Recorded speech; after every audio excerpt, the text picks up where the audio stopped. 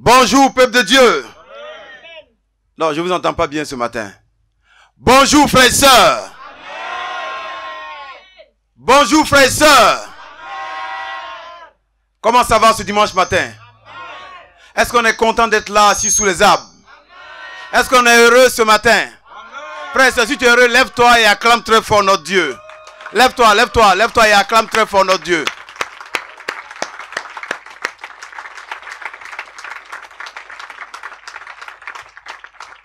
Amen. Frères et sœurs, Dieu est tellement bon que ce matin, il nous donne encore l'occasion de nous retrouver et Dieu veut nous parler ce matin. Frères et sœurs, Dieu veut te parler ce matin. Il veut parler à nos cœurs ce matin parce que Dieu veut nous rendre meilleurs. Amen. Et ce matin, je vais parler de la foi. Parce que cette année, c'est l'année de la foi qui déplace les montagnes. Amen. Et sans la foi, ça va être difficile pour nous de déplacer vraiment des montagnes. Parce que Dieu nous dit la seule chose capable de déplacer les montagnes, c'est notre foi. Et Dieu veut nous enseigner, il veut nous encourager et nous aider à garder nos regards fixés sur lui. Frères et sœurs, la foi, c'est un peu la clé de la vie chrétienne. Parce que sans la clé, sans cette clé-là, nous ne pouvons pas avoir de relation avec Dieu. Nous ne pouvons pas franchir l'entrée du sanctuaire de notre Dieu. Et il faut la foi. Amen. Et la foi, c'est aussi une monnaie. La foi, c'est aussi une monnaie. Capable de tout acheter, capable de tout accomplir et capable de tout faire. Donc la foi, c'est aussi la monnaie du royaume. Amen. Et donc pour posséder des choses dans le royaume, il faut avoir la foi. Frère, c'est quelqu'un qui a de l'argent. Quand il veut avoir une télévision, pour lui, la télévision est déjà dans sa maison. Amen. Tout ce qu'il doit faire, c'est se lever, aller prendre la télévision et venir la déposer dans son salon.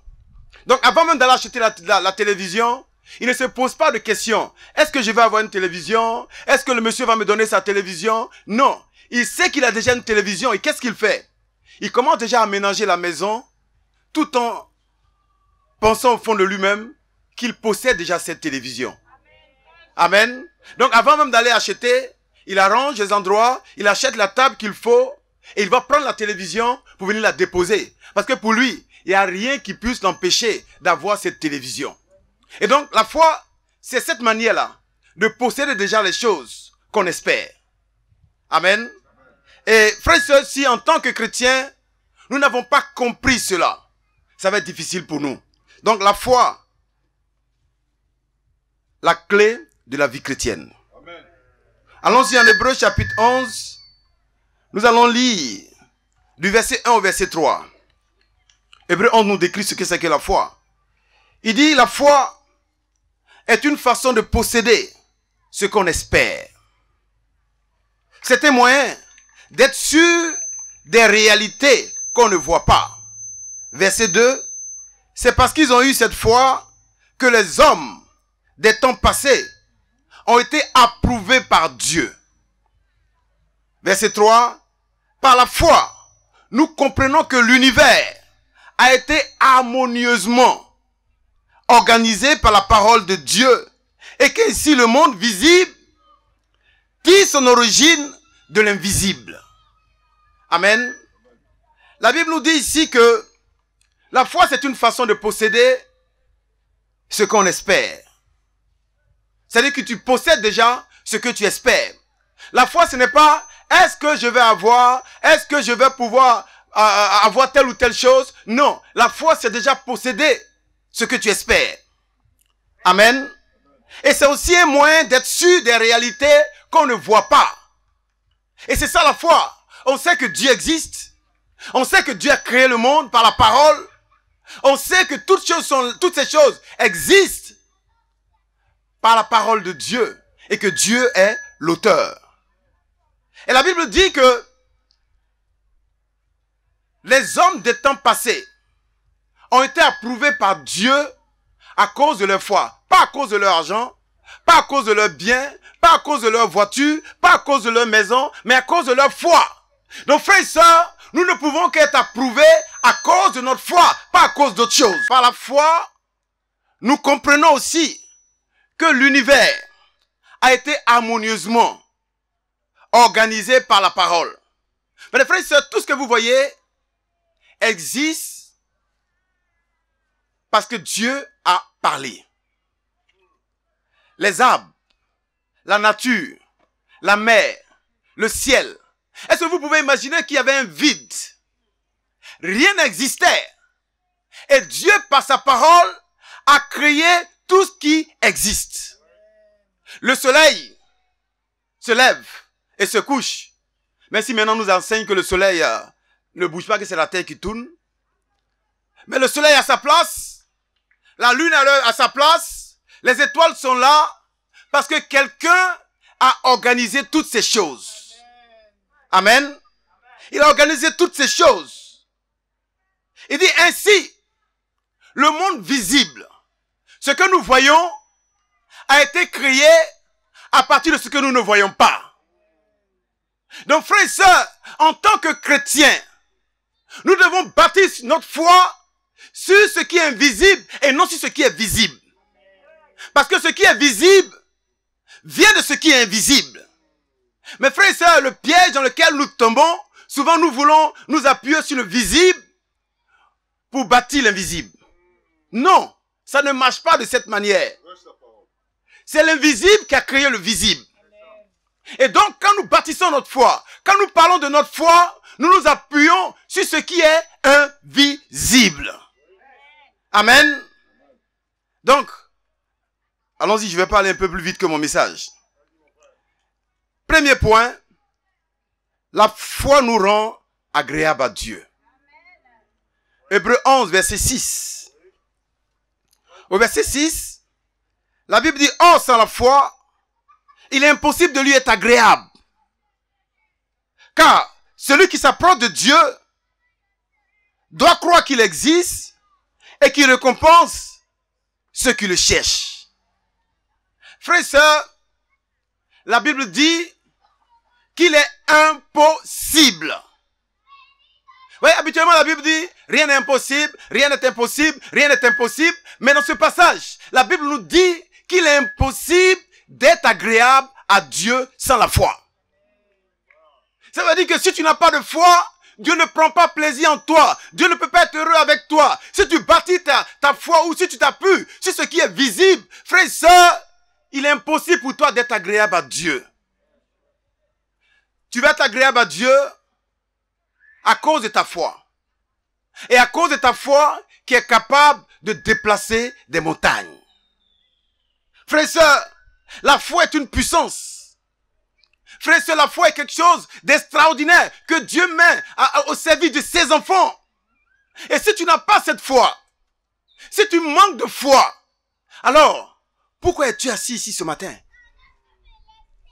Parce que frères et sœurs, nous sommes là parce que nous savons que Dieu existe et que le dernier jour, il aura un jugement. Mais c'est par la foi que nous croyons en ces choses. Mais pourquoi quand il s'agit de notre vie, de tous les jours, là nous manquons de foi? Et nous ne pouvons pas être agréables à Dieu s'ils n'avons pas la foi. Et il continue. Il dit, car celui qui s'approche de lui doit croire qu'il existe. Et s'il existe, il travaille. S'il existe, il agit. S'il existe, il peut répondre à tes besoins. S'il existe, et qu'il est celui qui récompense ceux qui le cherchent. En lui second qu'il est le rémunérateur de ceux qui le cherchent. C'est lui qui paye ceux qui ont la foi. C'est lui qui récompense ceux qui ont la foi. C'est lui qui donne à ceux qui ont la foi. Est-ce que tu crois en cela? Parce qu'il dit, il faut que tu dois croire qu'il existe et qu'il récompense ceux qui le cherchent. Ceux qui se soumettent à lui. Ceux qui s'appuient sur lui. Ceux qui dépendent de lui. Est-ce que nous sommes une église remplie d'hommes et de femmes de foi? Capables de faire arriver l'impossible. Capables de changer des situations. Capables de faire arriver de grandes choses. Ah, c'est la question. Est-ce que tu es un homme de foi? Frères et sœurs, qui a récompensé Abraham? N'est-ce pas Dieu? Pourquoi? Parce qu'Abraham a cru en lui. Et allons-y à mon deuxième point ce matin, qui est trouve ta force dans la foi. Trouve ta force dans la foi. Romains chapitre 4, verset 17 au verset 24. Romains chapitre 4, verset 17 au verset 24. Romains chapitre 4. Romains 4, verset 17 au verset 24. Comme dit l'Écriture, j'étais établi pour être le père d'une multitude de peuples. Placé en présence de Dieu, il mit sa confiance en celui qui donne la vie aux morts et appelle à l'existence ce qui n'existe pas. Alors que tout lui interdisait d'espérer, il a espéré et il a cru. Ainsi, il est devenu le père d'une multitude de peuples, conformément à ce que Dieu lui avait dit. Ta descendance sera nombreuse. Il considéra son corps qui était comme mort. Il avait presque 100 ans. Et celui de Sarah, qui ne pouvait plus donner la vie. Et sa foi ne faiblit pas. Au contraire, loin de mettre en doute la promesse et de refuser de croire, il trouva sa force dans la foi, en reconnaissant la grandeur de Dieu et en étant absolument persuadé que Dieu est capable d'accomplir ce qu'il a promis. C'est pourquoi Dieu l'a déclaré en portant sa foi à son crédit. Dieu l'a déclaré juste en portant sa foi à son crédit. Or, si cette parole, Dieu a porté sa foi à son crédit, a été consignée dans les Écritures, ce n'est pas seulement pour Abraham. Elle nous concerne, nous aussi. Car la foi sera aussi portée à votre crédit. À nous qui plaçons notre confiance en celui qui a ressuscité des morts, Jésus, notre Seigneur. Amen. Frères et sœurs, l'exemple d'Abraham.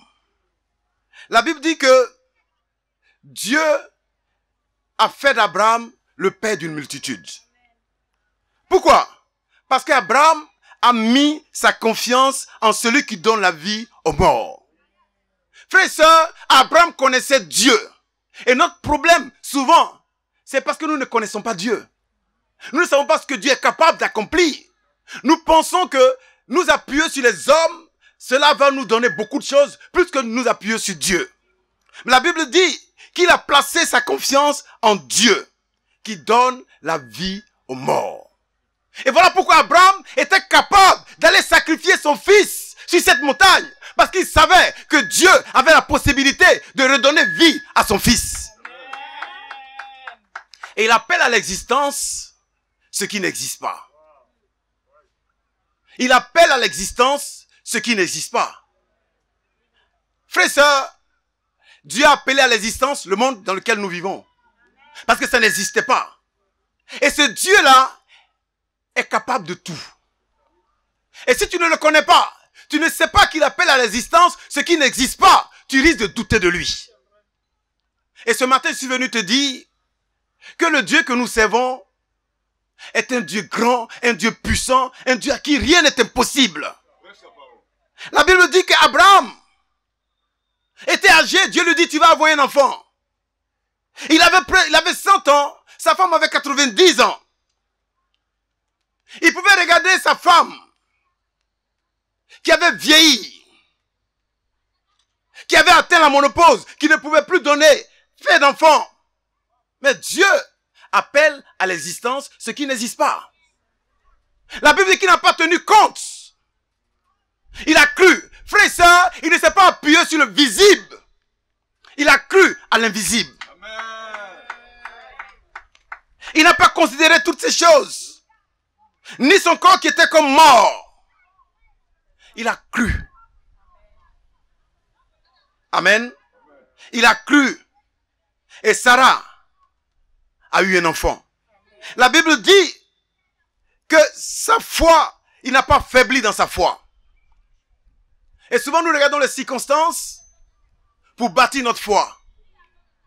On regarde la situation du pays, on regarde notre vie, on regarde tout ce qui est autour de nous, et puis on peut dire si c'est possible ou pas. Mais non, si Abraham voulait s'appuyer sur ce qu'il voyait autour de lui, il ne pouvait pas avoir d'enfant.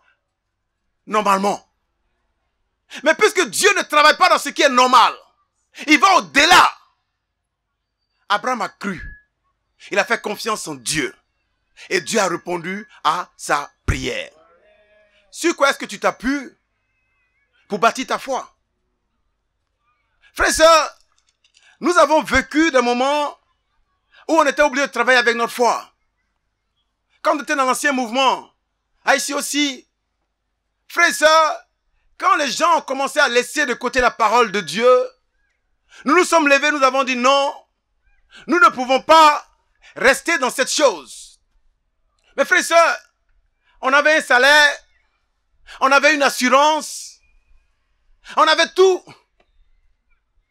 Et frères et sœurs, parti de là, sans savoir où on allait, c'était un acte de foi.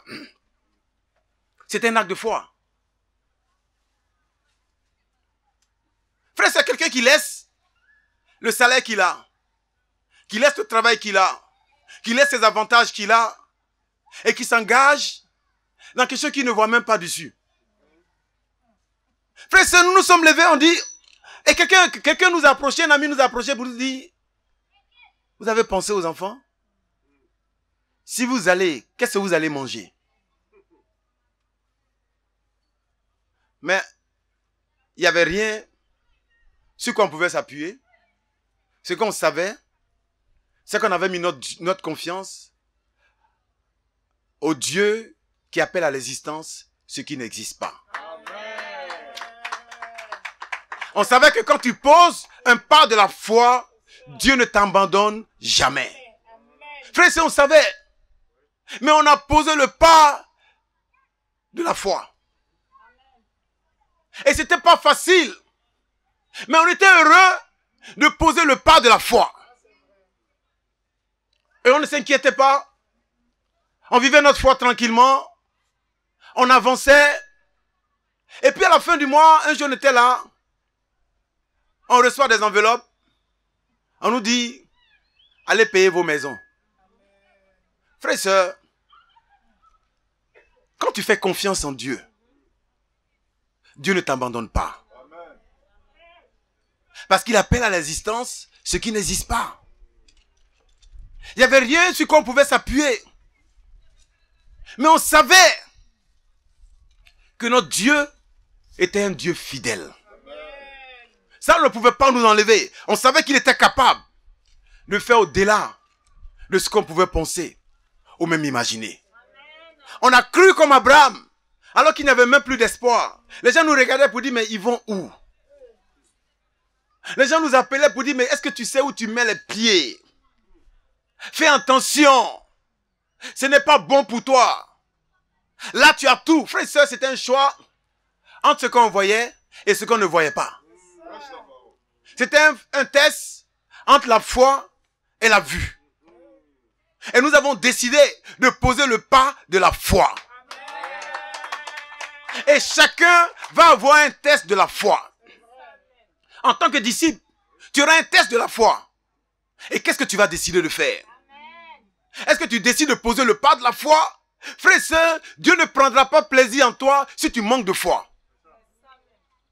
Dieu aime les hommes et les femmes de foi. Il dit non, je ne vois rien, mais je sais que mon Dieu est capable de le faire. Non, je ne comprends rien, mais je sais que Dieu est capable de changer. Frère et sœur, notre seul problème, c'est parce que nous ne savons pas ce que Dieu est capable d'accomplir. S'il a fait avec ces grands hommes de Dieu, s'il a pu fondre la mer Rouge, frère et sœur, ce n'est pas un conte. C'est une histoire vraie. Si Dieu a pu l'accomplir, il peut le faire aussi avec toi. Frère et sœur, fondre la mer Rouge. Pour la première fois, on n'avait jamais vu ça dans l'histoire. Dieu fond la mer, le peuple traverse à pied sec. Et pourquoi c'est écrit? Pour que quand tu as des moments difficiles, tu te mettes là à crier, à pleurer simplement? Non. Pour que tu arrives à savoir que le Dieu que tu sais est un Dieu fidèle. Amen. Est un Dieu capable de fondre la mer Rouge. Et quand ses enfants ont eu soif dans le désert, qu'est-ce qu'il a fait? L'eau est sortie du rocher. Quand ils ont eu faim, qu'est-ce qu'il a fait? La manne est tombée du ciel. Et qu'est-ce qu'il ne peut pas faire? Et il nous dit, regardez les oiseaux du ciel qui n'ont ni champ, ni grenier, qui les nourrit.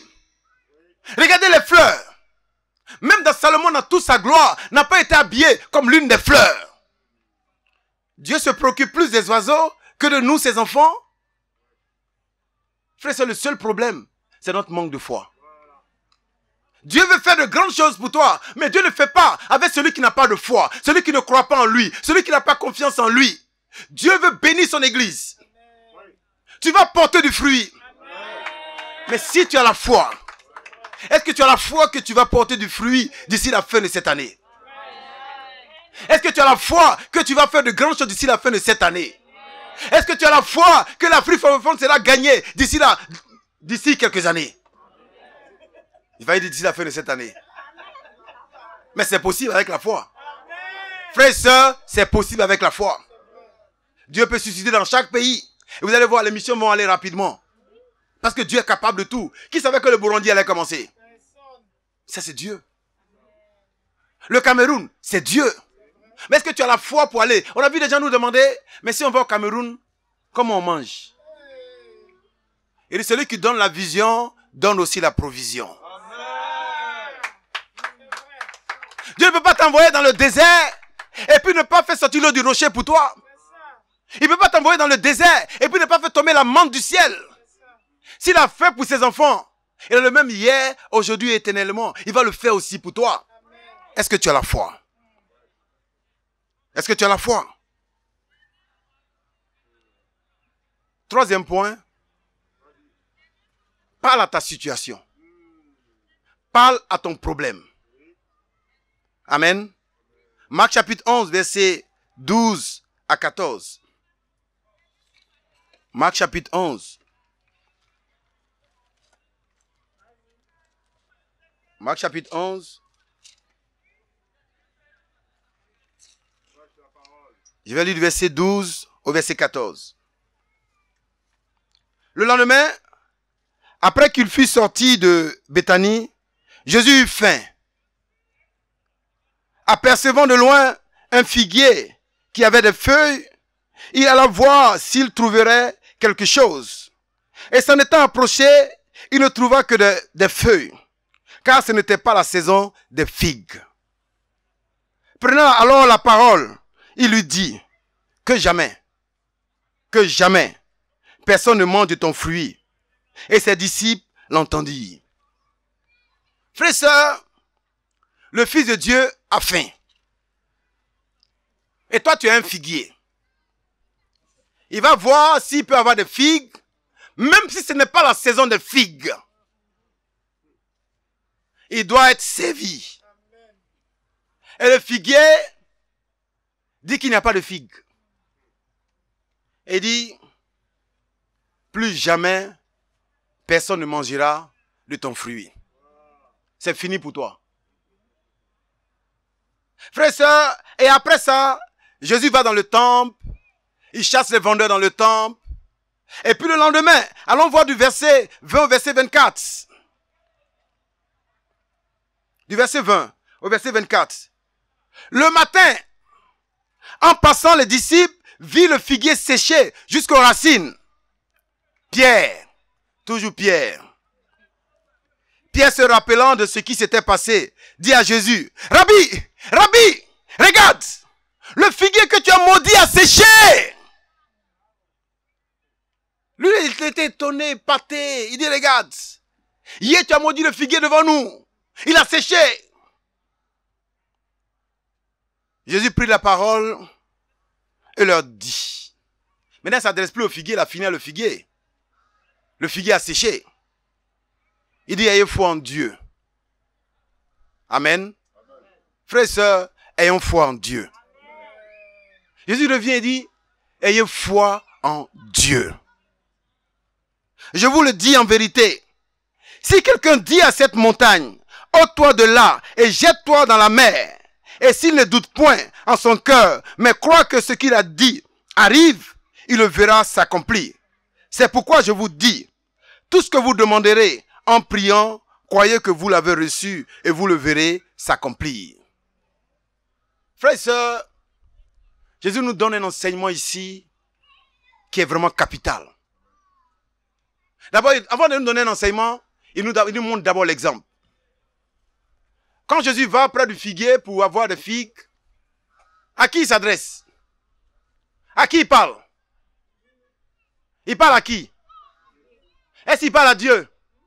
Dit, Père, tu as vu, je suis venu pour avoir un peu de figues, le figuier a refusé de me donner, comme les enfants gâtés. Non. Il dit figuier. Figuier.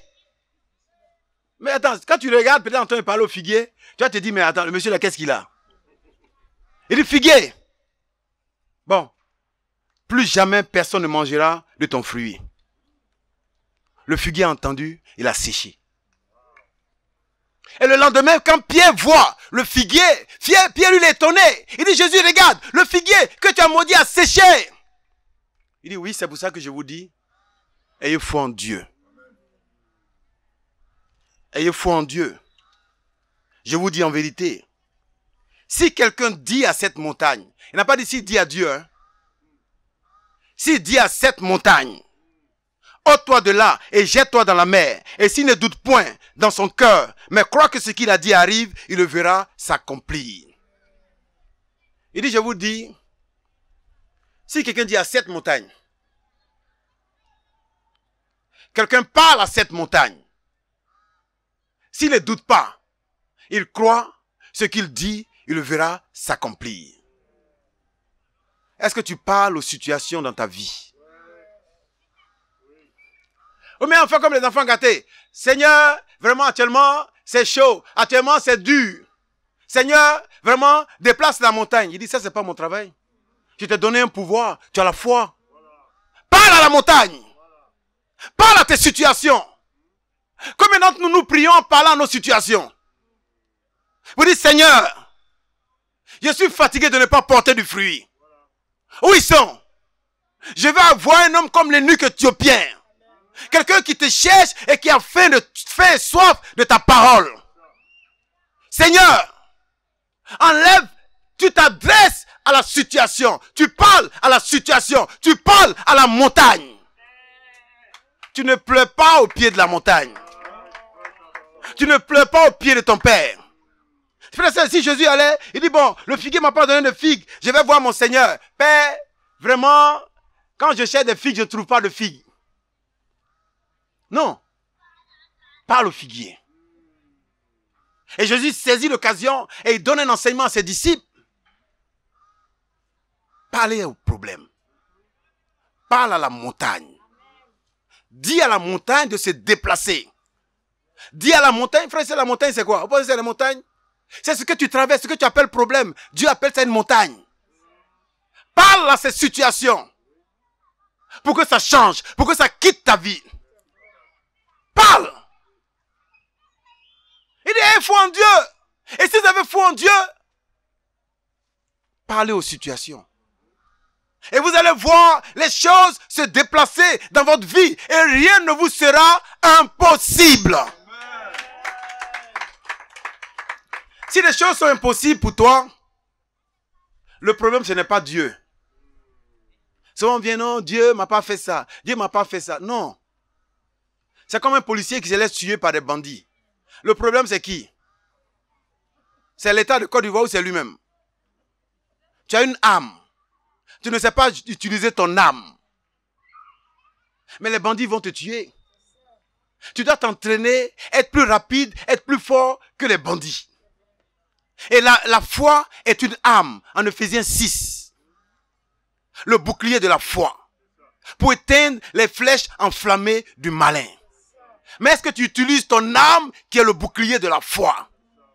Et si tu n'utilises pas, le problème ce n'est pas Dieu. Ceux qui vont l'utiliser, frères et sœurs, la Bible s'applique dans la vie de tous ceux qui veulent obéir à la Bible. Que tu sois blanc, que tu sois jaune, que tu sois noir, quand tu mets la parole de Dieu en pratique, tu vas avoir les effets dans ta vie. Mais tu ne peux pas seulement avoir la Bible dans ta maison et penser que comme tu as la Bible dans ta main, les choses vont changer dans ta vie. Non, les choses changent parce que tu mets la Bible en pratique. Voilà pourquoi Jésus dit, ayez foi en Dieu. Ayez foi en Dieu. Et frère, on n'a pas le même degré de foi. On est tous assis ce matin. Vous allez voir, certains vont prendre ce message à cœur, vont le mettre en pratique, ils vont voir les fruits. Certains, ça va être un message en plus. Ils vont aller à la maison simplement. Et puis te dire encore, comment je vais manger? Comment je vais boire?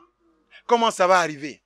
Frères et sœurs, quand je suis souvent avec des frères, et puis j'attends, est-ce que c'est possible? Comment ça peut se faire? J'ai mal au cœur.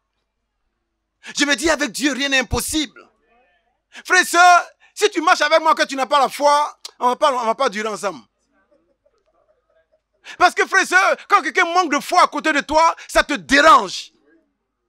Quand des choses simples que Dieu peut accomplir facilement, tu te poses des questions. Frères et sœurs, souvent quand je dois aller dans un bureau, on me dit, mais est-ce que tu connais quelqu'un? J'ai dit, non, je vais connaître quelqu'un. Parce que rien n'est impossible à Dieu. Est-ce que c'est possible? Ça va être possible. Parce que Dieu a quelqu'un pour moi. Parce que Dieu est capable de faire. Et la semaine dernière,